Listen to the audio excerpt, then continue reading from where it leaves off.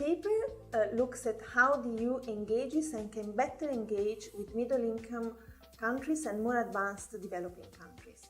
These are countries like Kenya, China, Brazil, so countries in basically all regions of the world that have met some of their development challenges but still have a lot of work to do.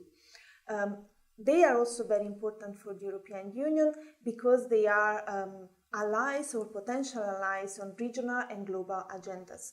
Things like climate change, but also research and innovation, security, and of course, migration.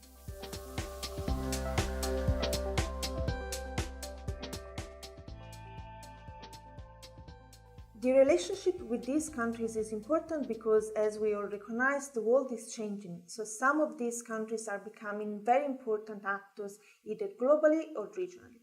At the same time, these are countries that have a number of development challenges that still need to be met, including large number of people in poverty. For the European Union, they are important because some of them will be the largest market in the world, because of climate change, because of regional stability, or even to manage migration. So this is all good, but it also means that there are a number of choices that need to be made on how to approach these countries as a whole and individually, depending on what the EU priorities are, but also on the basis of what these countries expect from Europe. There are also trade-offs. So I'll give you one example. Today we talk primarily about European external action linked to security and migration. But at the same time, many of the potential allies, but also competitors to European member states on economic grounds are beyond the neighborhood and beyond our vicinity more generally. One thing on which I was very positively surprised is the variety of the tools that the European Union has available to engage with the countries outside the Union.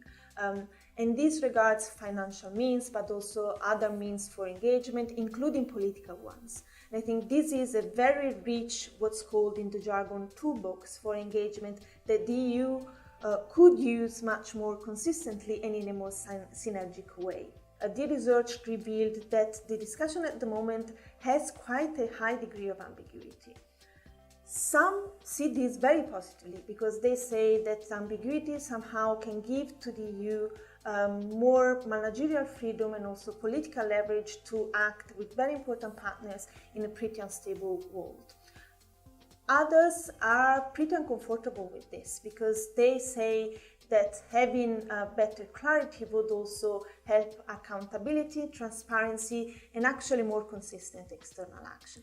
So the research somehow told us that at the top level of European policy making, so at the level of policy guidance, more dedicated policy direction on this debate would be helpful, but also that at the operational level, having a certain degree of flexibility and ability to change course of action is also very important.